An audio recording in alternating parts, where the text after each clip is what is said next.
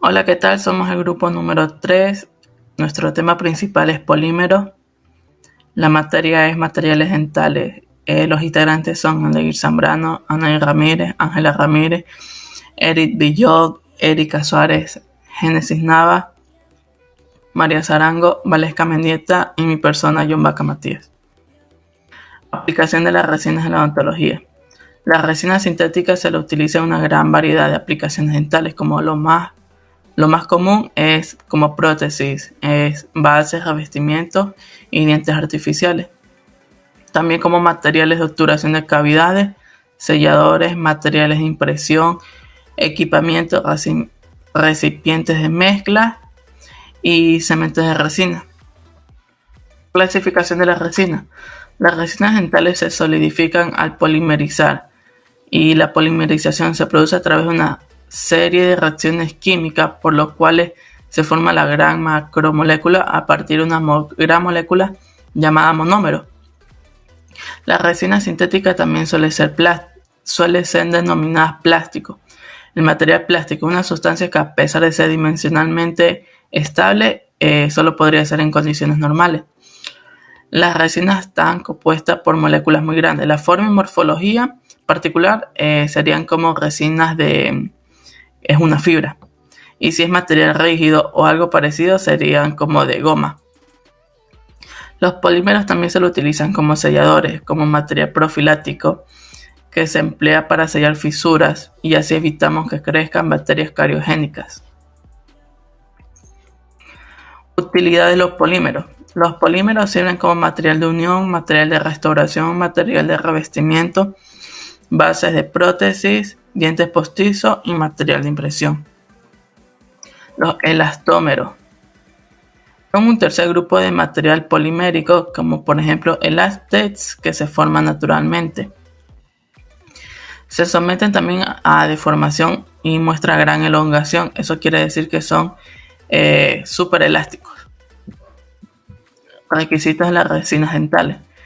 Los polímeros de metacrilato han difundido en la odontología debido a que se pueden fabricar fácilmente con técnicas sencillas, son súper estéticos y son económicamente debido a sus propiedades biológicas, físicas, estéticas y de manipulación. Para usarlas en la cavidad oral debes de tener las siguientes características: compatibilidad biológica, propiedades físicas, fácil manipulación, cualidades estéticas, costo relativo bajo y estabilidad química en la boca. Compatibilidad biológica de las resinas dentales. Las resinas deben cumplir ciertas características como deben de ser insípidas, inodoras, no tóxicas, no deben irritar ni dañar tejidos bucales, insolubles en la saliva, impermeable en fluidos. Propiedades físicas. La resina debe tener suficiente fuerza y resistencia para afrontar la fuerza de la masticación. El material debe ser dimensionalmente estable en todos los casos por los cambios térmicos y las variaciones en las cargas que se emplea en las bases de las prótesis maxilares. La resina debe tener una gravedad específica baja. Manipulación de la resina. La resina no debe producir homotóxicos ni polvo durante su manipulación. Debe ser fácil de mezclar, insertar y moldear. Debe tener tiempo de fraguado relativamente poco. Ser sensible a las variaciones de procedimientos de manipulación y como producto final debe ser fácil de pulir. Y a continuación les voy a poner un video para que puedan entender un poco mejor de lo de las resinas.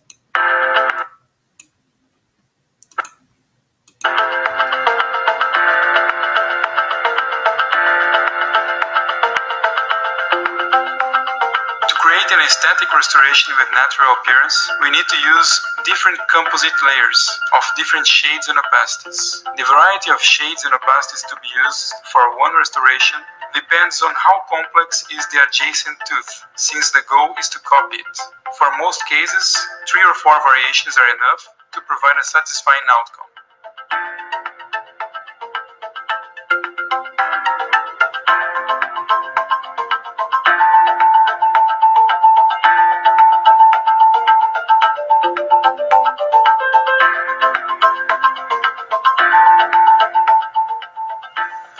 Once the preparation is done and the surface is clean, a self-etch adhesive was applied to all enamel and dentin areas.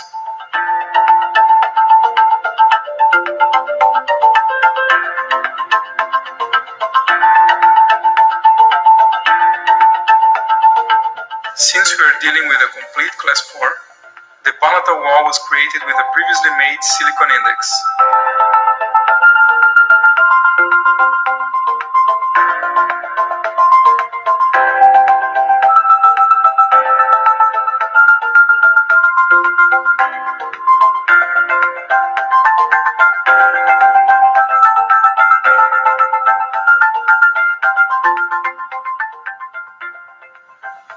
The margins of the restorations are created to define the shape profile and the proximal contacts. To do so, we use the sectional matrix system. These areas shall receive enamel composite.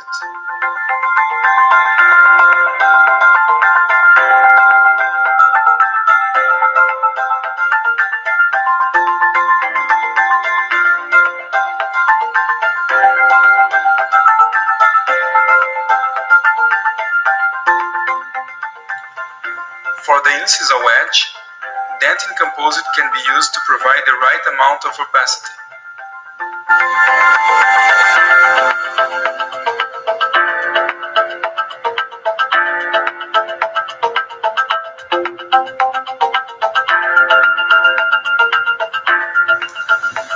The most internal part of the restoration is created with dentin opacity.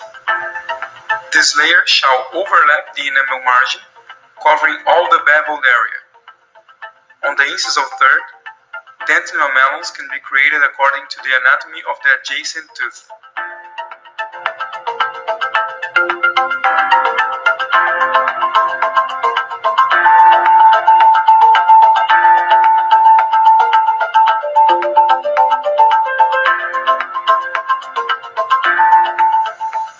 All the restoration shall be covered with enamel composite. At this point, the final shape of the buccal area will be defined, so it is important to correctly sculpt the developmental grooves and lobes, previously marked with the dentin layer.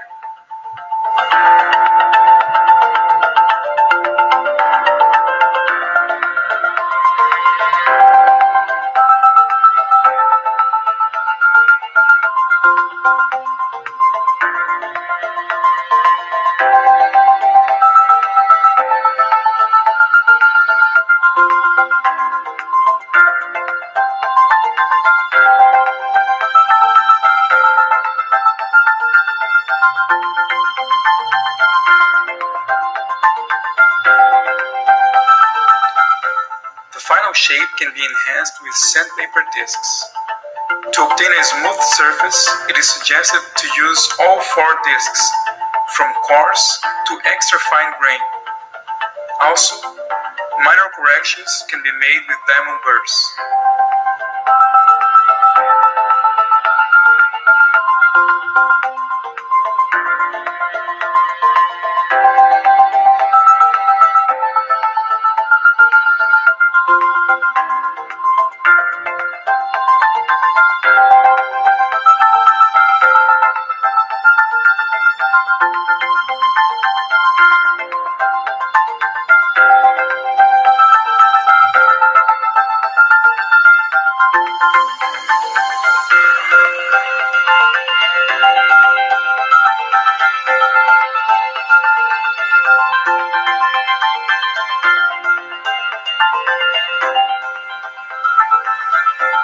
A shiny surface is obtained with the aid of a felt disc associated to diamond paste.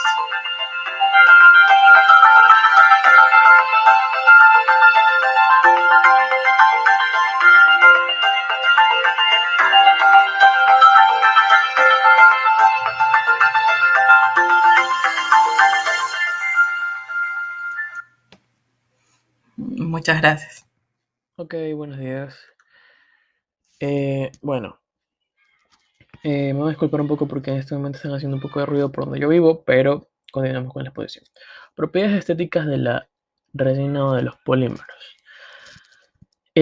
Bueno, como ya todo el mundo sabe acá, cualquier material que se va a ocupar en cavidad oral tiene que ser lo más parecido a lo que son las piezas dentales en este caso. Dice, el material debe ser translúcido o transparente de manera que se pueda adecuar a la apariencia de los tejidos orales que se reemplazan. Este mismo puede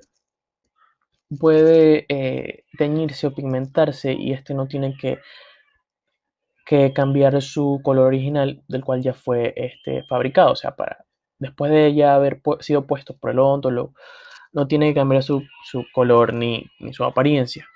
Así le caigan líquidos como lo que es el café o un, qué sé, jugo de naranja. Este tiene que mantenerse igual. Estabilidad química. Como ya sabemos, en cavidad oral se encuentra en constante cambio, ya que nos ingerimos alimentos calientes, fríos, y es muy importante la estabilidad química que estos tienen, ya que los polímeros de metacrilato cumplen estas condiciones para poder resistir los cambios bruscos que hay en boca, porque ya sea que tomemos algo caliente o algo frío, estos deben mantenerse y, em, estables, o sea, no deben cambiar su apariencia, su forma, por así decirlo. Naturaleza fundamental de los polímeros. Una característica principal de los polímeros es el hecho que constituyen moléculas muy grandes, macromoléculas, y estas son capaces de adoptar configuraciones casi ilimitadas ya que tienen su cadena es muy extensa, muy larga de los monómeros. Esto vamos a ver aquí con lo que son los copolímeros. Ok, lo que es un copolímero. Los polímeros que solo tienen un tipo de unidad que se repite, como vemos acá en la imagen, que es, esto es un monómero. Si tenemos una misma unidad que se repite en toda la cadena, esto se denomina polímero o homopolímero. Si esta unidad, o sea, aquellos que tienen más unidades en la cadena, se denominan copolímeros o heteropolímeros, ya sean dos o más de ellos. Como aquí vemos, monómeros de diferentes tipos conforman toda la cadena, y estos son los copolímeros. Clasificación de los copolímeros. En Philips vemos solamente copolímero aleatorio, copolímero en bloque y copolímero ramificado. Aquí copolímero alternado en Philips no lo especifica, pero como estamos viendo los monómeros acá en el copolímero alternado, aquí solamente tenemos dos monómeros, dos tipos de monómeros. Entonces estos se alternan en el orden. Como vemos aquí, primero uno rojo, luego uno azul, luego uno rojo, luego uno azul. Y así durante toda la cadena. Copolímero aleatorio, o sea, estos acá siguen un orden. Copolímero aleatorio no cumple un orden. Estos no tiene una secuencia fija, sino que cada monómero, perdón, va en un orden totalmente bueno, no va en un orden como lo están viendo. Primero rojo, luego azul, luego va rojo, rojo, rojo y así. Copolímero en bloque. El copolímero en bloque eh, se dan unidades secuenciales extensas, como vemos aquí. ¿Cómo les digo? Sí, secuenciales extensas. Forman grupos extensos de monómeros de un tipo de monómero y luego sigue el tipo de monómero, y así se va alternando la secuencia durante todo la cadena. O sea, en bloque. Va primero un bloque de monómeros rojos y luego otro bloque de monómeros azules. Copolímero ramificado, este tipo de unidad, o sea, el tipo de unidad es como que fuera una rama de un árbol. Pero las ramas van a ser de diferente tipo a la secuencia principal de los monómeros. Esta es la estructura principal de los monómeros, los rojos, y las ramificaciones o, ¿cómo se llama? Injertos, los que se van a injertar, sí, en la estructura primaria, van a ser del otro tipo de monómeros, como vemos acá, azules. Buenos días, doctora. Mi nombre es Anaí Ramírez y voy a hablar sobre la organización molecular. Bueno, existen algunos polímeros las cadenas están entrelazadas aleatoriamente de una forma muy desordenada, lo que se le denomina estructura amorfa. Esto se puede observar en la figura de acá, del lado izquierdo. También existen cadenas que se pueden alinear para formar una estructura cristalina muy ordenada, que sería lo contrario a la anterior estructura que habíamos dicho que era desordenada. Esto se puede observar en la diapositiva de aquí, que se está proyectando en la figura del lado derecho. Es característico que los polímeros dentales lineales sean predominantemente amorfos, poco o nada cristalinos. Las cadenas de polímero forman una masa enredada en la que cada cadena tiene una milla o más de largo. Esto se puede comparar con los espaguetis. Cristalinidad del polímero. La cristalinidad del polímero tiene tres características, las cuales puede aumentar la resistencia a la tensión, se puede reducir la ductilidad, es decir, aumenta la fragilidad de la resina, e incrementa su temperatura de fusión. Factores que reducen o impiden la cristalinidad, lo que ya habíamos mencionado en la anterior diapositiva.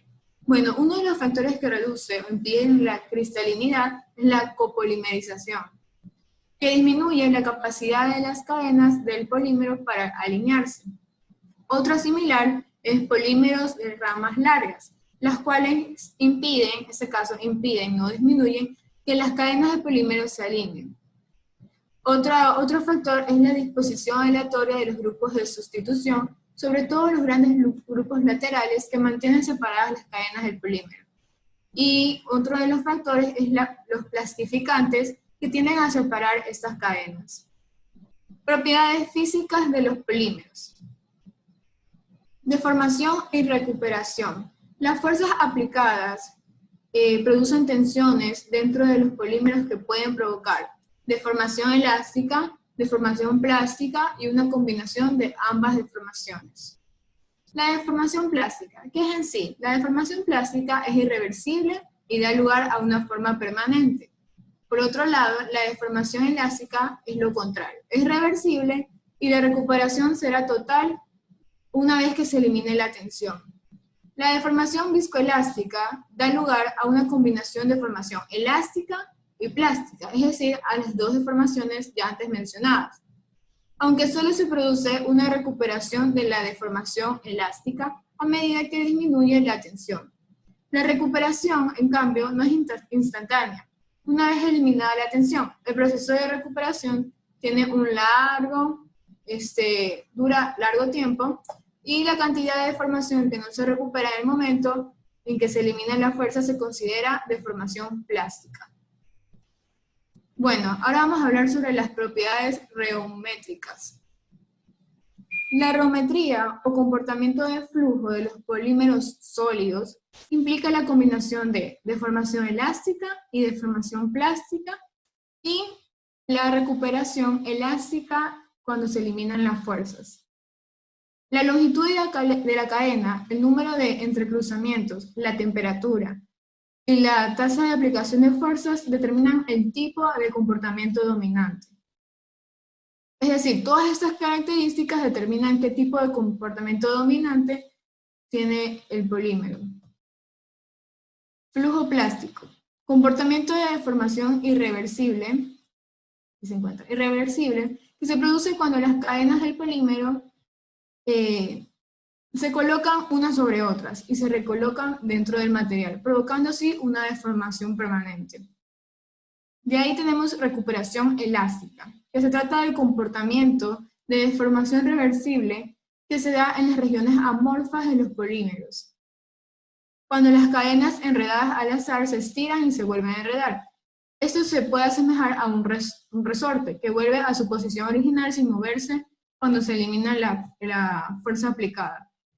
Todos sabemos cómo trabaja un resorte, ¿verdad? Lo estiramos y cuando lo dejamos de estirar o cuando lo dejamos cuando se elimina la fuerza, este vuelve a su puesto original. Es así la recuperación elástica. En cambio, el flujo plástico es un comportamiento de deformación irreversible. Es decir, que provoca una deformación permanente, no vuelve a su lugar original. La recuperación elástica se puede observar en esta imagen, en la figura que se encuentra aquí arriba, figura 7, raya 5, donde se ve un comportamiento similar a un resorte rápido y reversible. Las cadenas se estiran, pero no se superponen entre ellas, es decir, no están una sobre otra, y a las zonas cristalinas en los entrecruzamientos. Por tanto, al eliminar la carga, vuelven a adquirir completamente la forma espiral, como ya antes había mencionado. Y las propiedades plásticas y elásticas se emplean para describir los materiales ideales. Sin embargo, existen materiales dentales poliméricos actuales que se deforman al combinar los procesos de deformación plástica y elástica. Por tanto, los elastómeros no siempre se recuperan totalmente y mantienen un pequeño grado de deformación plástica, mientras que los plásticos muestran un mayor nivel de deformación plástica, aunque también tienen un pequeño grado de recuperación elástica. Este fenómeno se lo denomina como viscoelasticidad o viscoelástica, recuperación viscoelástica. Eso se puede observar en la figura 7 raya 6, en donde se demuestra una recuperación viscoelástica. Las cadenas se estiran y se superponen entre ellas, lo que no se daba en la recuperación elástica, produciendo una distorsión plástica irreversible y permanente, así como una recuperación parcial al eliminar la carga. Bueno, eso es todo. Gracias.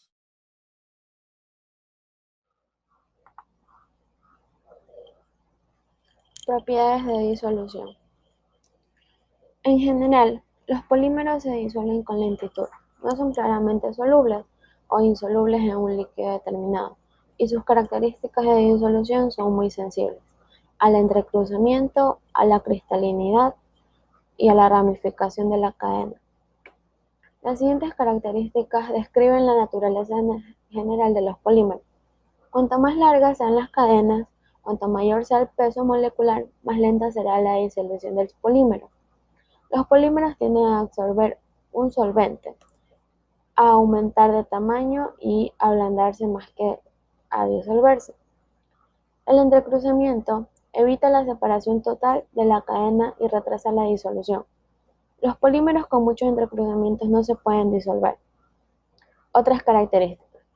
Los elastómeros aumentan de tamaño más que los plásticos.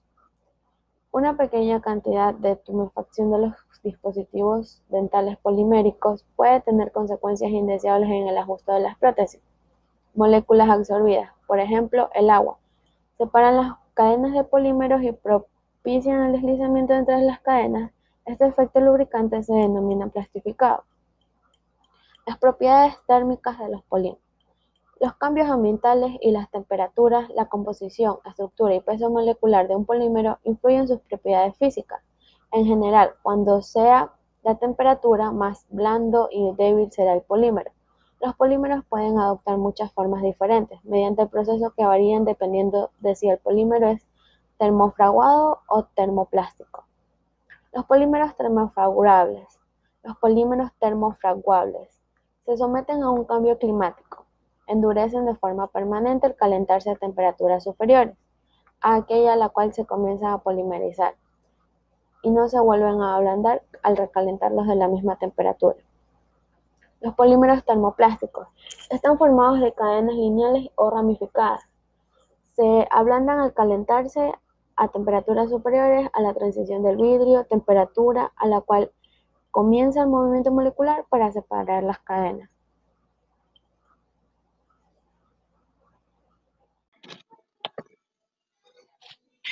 Buenos días, doctora, y buenos días, compañeros. En esta mañana me toca hablar sobre la química de la polimeración. Se dice que los monómeros pueden unirse por medio de uno o dos tipos de reacciones: la polimeración de adicción y la polimeración de condensación o escalonada. Los monómeros de polimeración se activan uno a otro y se van uniendo sucesivamente para formar una cadena cada vez más grande. En la polimeración escalonada, los componentes son disfuncionales y todos se reactivan o son reactivos de manera simultánea. La polimeración por adicción. La mayoría de las resinas dentales polimerizan mediante un mecanismo en el que los monómeros se añaden de manera secuencial al extremo de una cadena en crecimiento. Comienzan a partir de un centro activo, añadiendo un monómero cada vez hasta formar una cadena. En teoría, la cadena puede crecer indefinidamente hasta que se agote el monómero. El proceso puede ser simple, pero es difícil de mantener. La polimeración de adicción puede producir fácilmente moléculas gigantes de tamaño ilimitado. La polimeración por adicción tiene etapas. Existen 4 etapas distintas en el proceso de polimeración por adicción.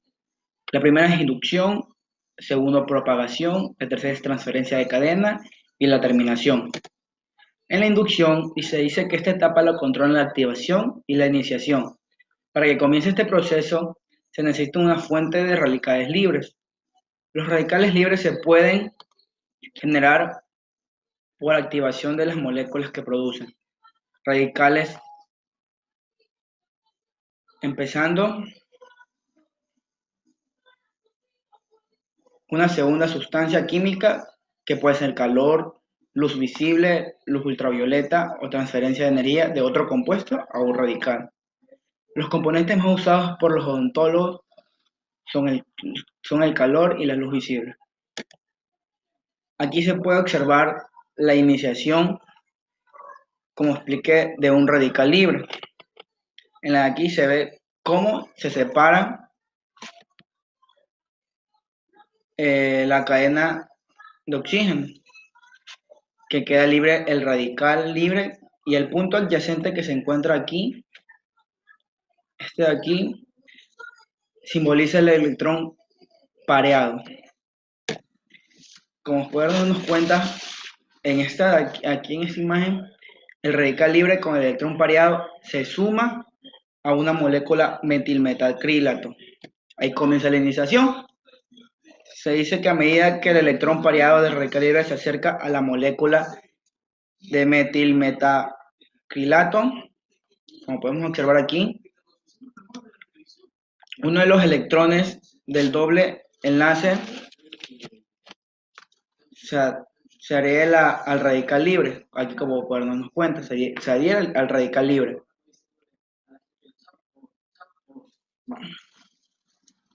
Y forma un par de electrones. Aquí está formado el par de electrones. En el siguiente paso, converge entre el radical y la molécula de monómeros. Cuando esto ocurre, el electrón pareado convierte la nueva molécula en un radical libre largo. En la propagación se aproxima a otro monómero para formar un dímero. El complejo de monómero radical libre resultante actúa como un nuevo centro de radicales libres. El dímero también se convierte en un radical libre.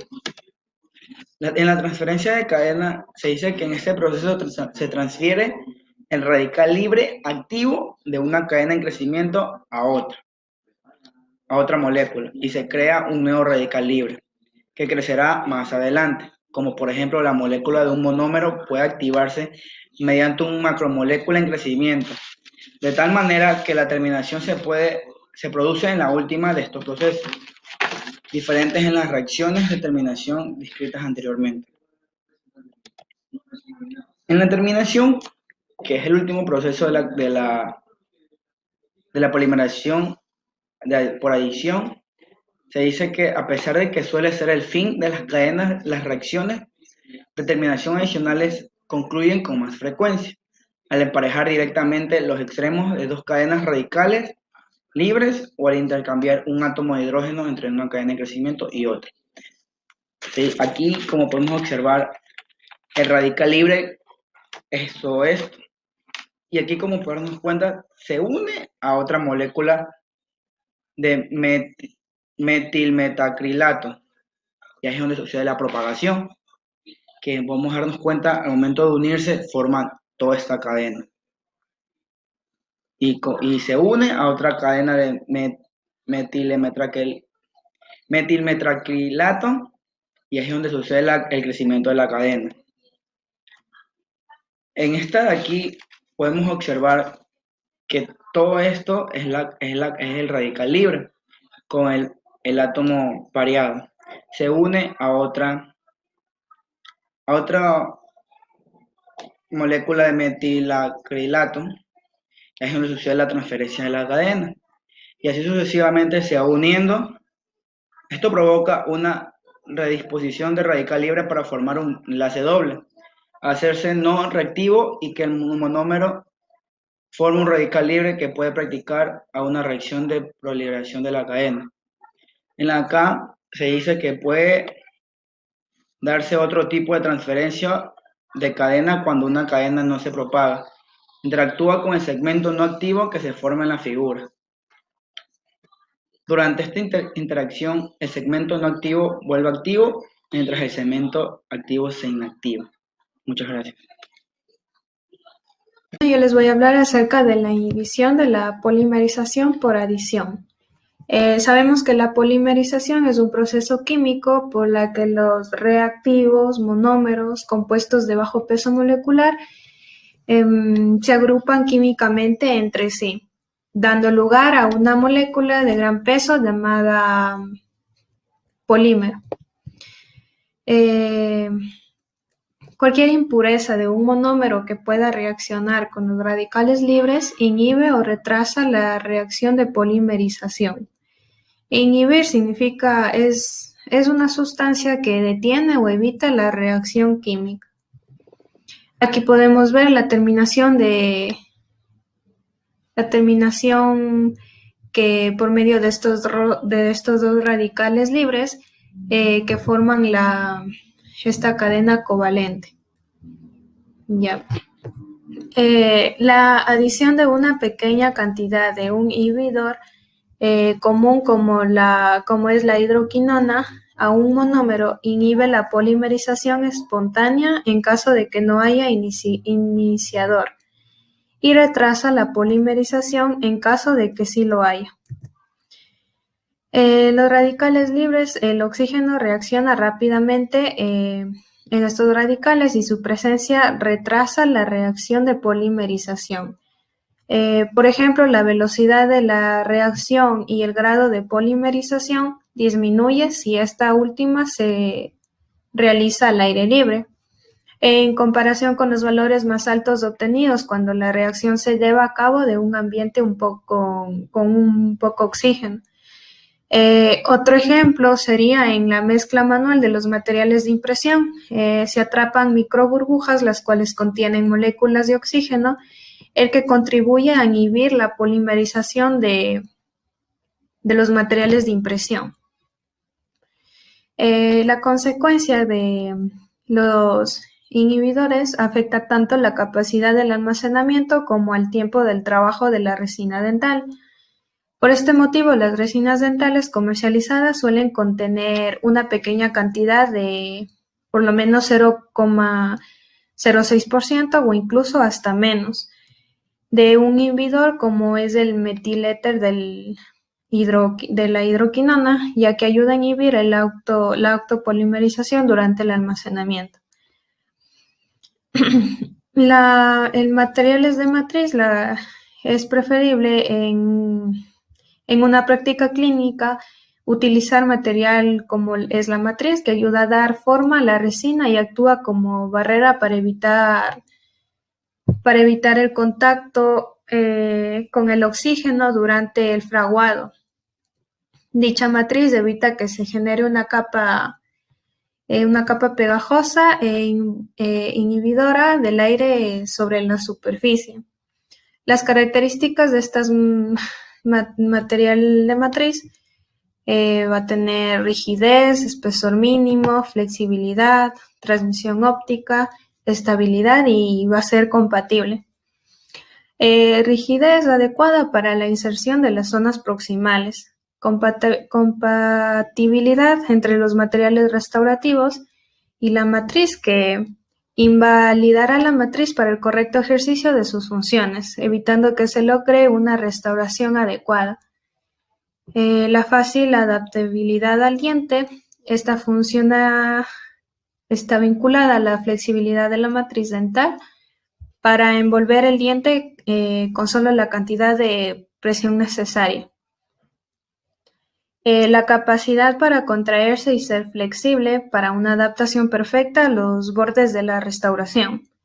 Fuerza para ofrecer resistencia a la presión de condensación, que es la estabilidad antideslizante una vez que esté en su lugar. Y la fácil extracción del diente y grosor mínimo para evitar la separación entre dientes adyacentes. La influencia del oxígeno en el proceso de polimerización. Este va a tener funciones como son la concentración, la temperatura y la intensidad de luz.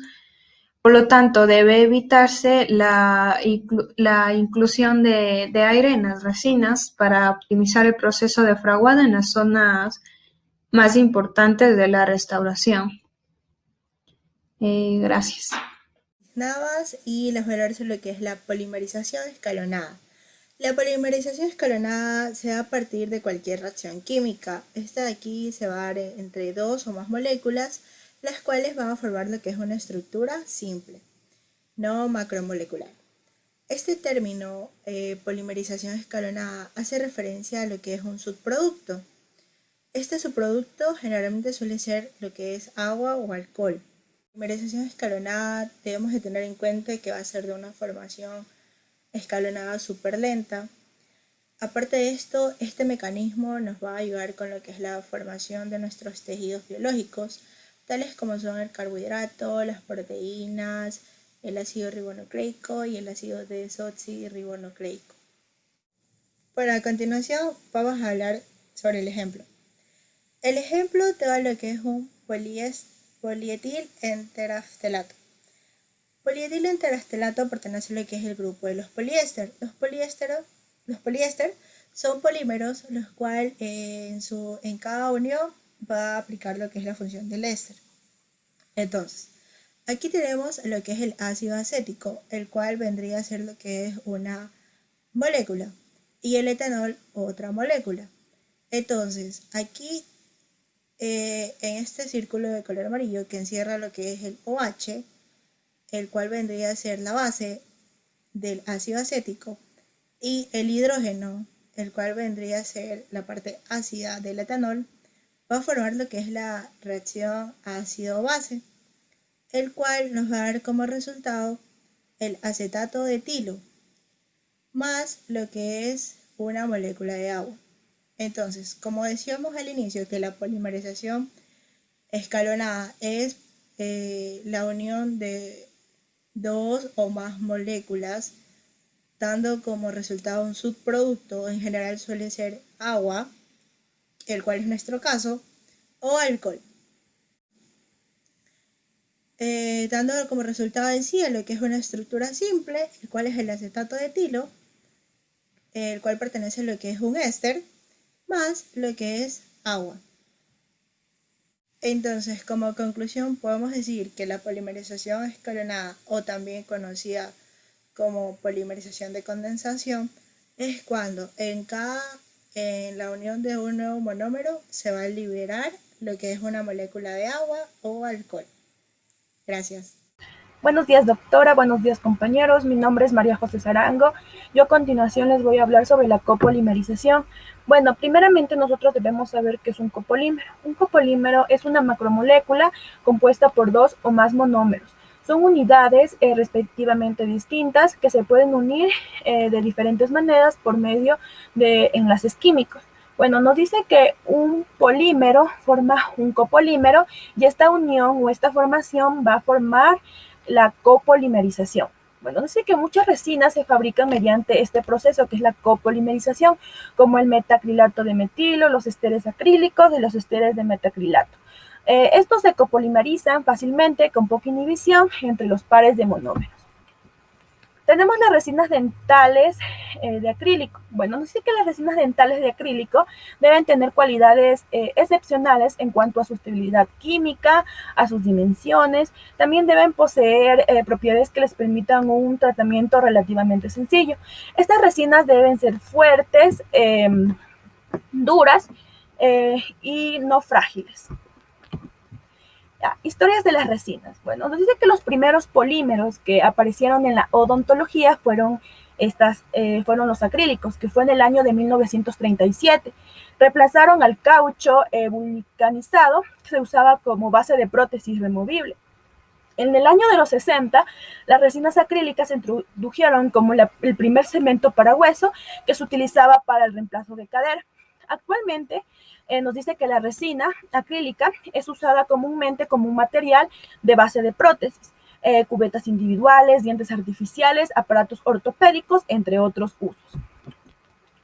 Resinas acrílicas. Bueno, se denomina resinas acrílicas a aquellas que son fácil de utilización, tiempo corto de endurecimiento, es un plástico muy resistente y con cualidades ópticas. Bueno, nos dice que estas resinas son polímeros a bases de polimetacrilato de metilo. Nos dice que son las más usadas en la odontología, como es en las bases de las prótesis. Ya, las resinas acrílicas en la odontología. Bueno, su principal uso nos dice que es, como ya les dije, para material para la base de las prótesis, entre otros usos, para dientes artificiales, restauraciones dentales, reparaciones, accesorios ortodónticos y fabricación de cubetas. Bueno, existen dos tipos de resinas acrílicas que son importantes para la odontología, como es una serie derivada del ácido acrílico, el ácido metacrílico. Bueno, nos dice que estos ambos compuestos se polimerizan y adicionan a pesar de que los polímeros son duros y transparentes. Nos dice que su poliridad relacionada con el grupo carboxilo hace que absorben agua y el agua tiende a separar las cadenas ablandándolas y haciendo que pierdan la resistencia. Buenos días, doctora. Mi nombre es Valesca Mendieta y les voy a hablar sobre las resinas multifuncionales. Empezando por el metilmetacrilato. Este es un líquido transparente a temperatura ambiente que tiene una alta presión de vapor y va a ser un excelente solvente orgánico.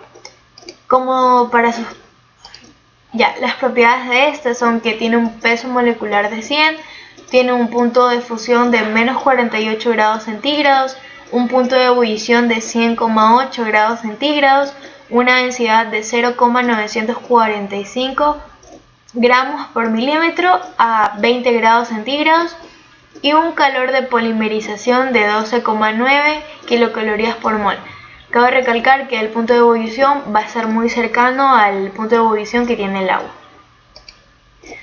En el uso de este monómero de metilmetacrilato líquido, este se va a mezclar con un polímero en polvo. Ahí está el líquido del metilmetacrilato, se mezcla con el polvo y luego se va a disolver para formar una masa, y aquí es cuando empieza la polimerización de este monómero.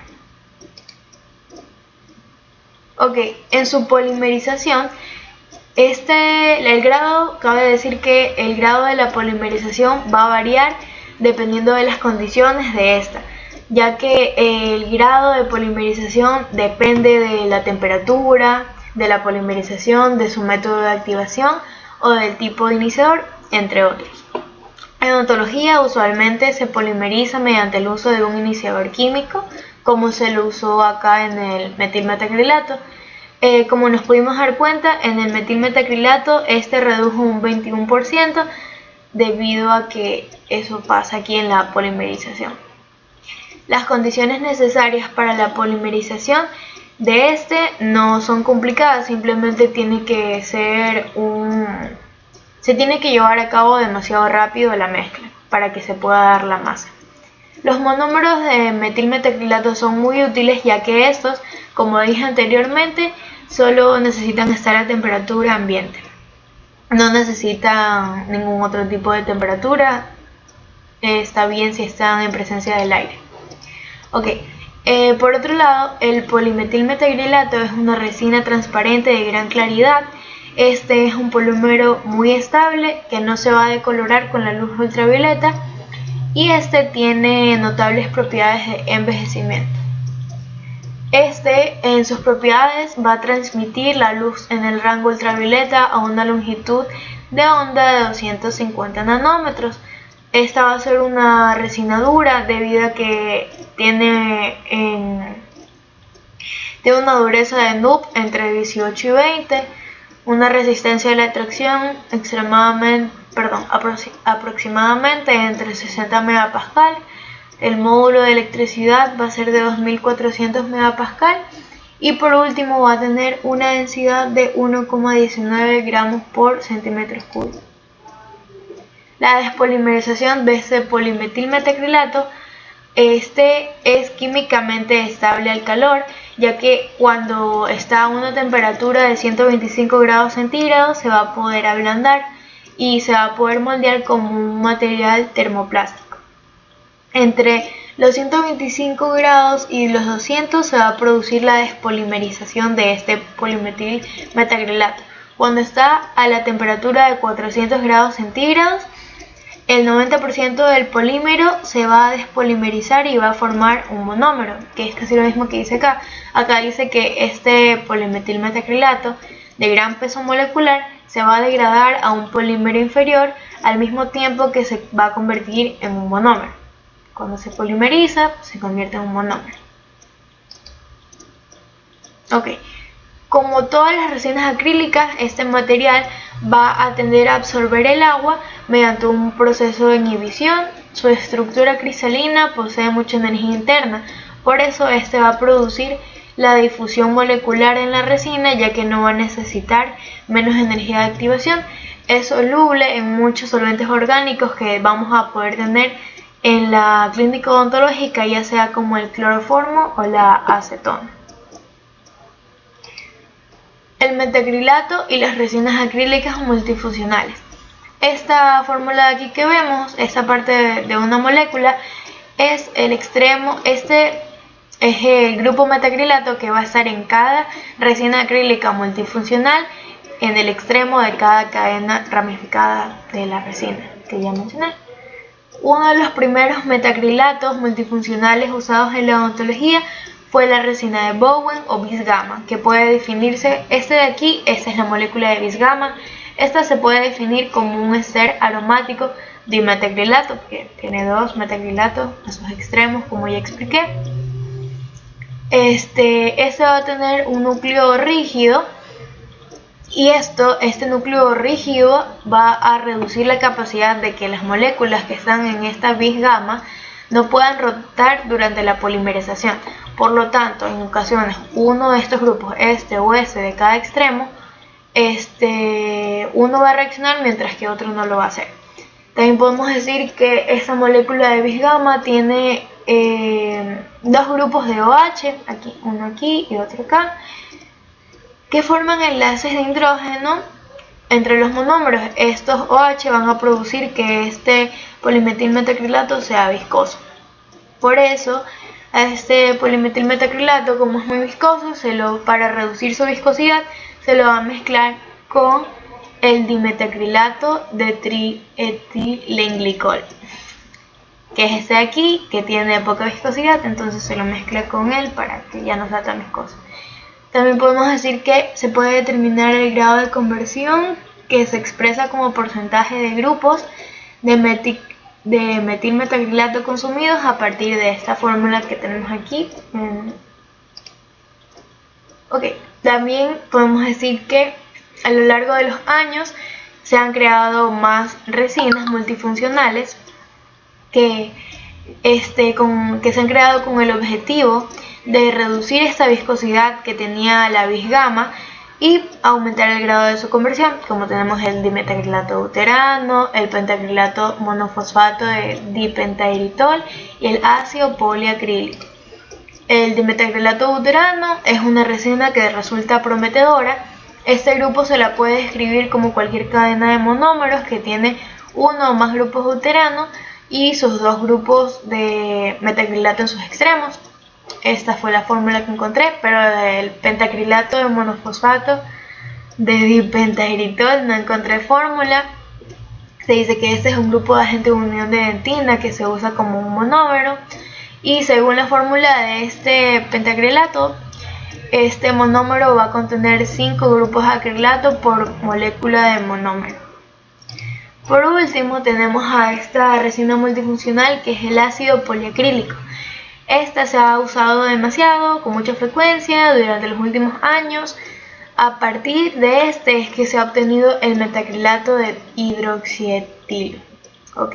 Este ácido poliacrílico se utiliza para los cementos de ionómero de vidrio fotopolimerizable. El ionómero de vidrio está compuesto de polvo de vidrio de silicato y ácido polialquenoico. Este líquido azul es el ácido poliacrílico. Según lo que yo entendí y leí, se lo va a poner después de haber usado el ionómero de vidrio en el diente, se pone ese ácido poliacrílico. El proceso de este ácido poliacrílico es que durante la exposición a la luz es cuando se va a iniciar la polimerización del radical libre, haciendo que los grupos de metacrilato que están en sus extremos van a comenzar a reaccionar. La reacción la reacción que va a entrecruzar las moléculas de ácido poliacrílico van a constituir en lo que es el fraguado inicial de este ácido poliacrílico. Tras esta reacción, los grupos de carboxilato siguen reaccionando con las partículas de vidrio, del ionómero de vidrio, a través de una reacción ácido-base. Por último, podemos decir que esta molécula de ácido poliacrílico, a medida que este aumenta sus grupos de metacrílico, van a disminuir los grupos de carboxilato. Esto es importante, ya que un número más pequeño de grupo de carboxilato va a reducir la cantidad de reacción ácido-base y va a debilitar la interacción de esmalte con la dentina. Gracias.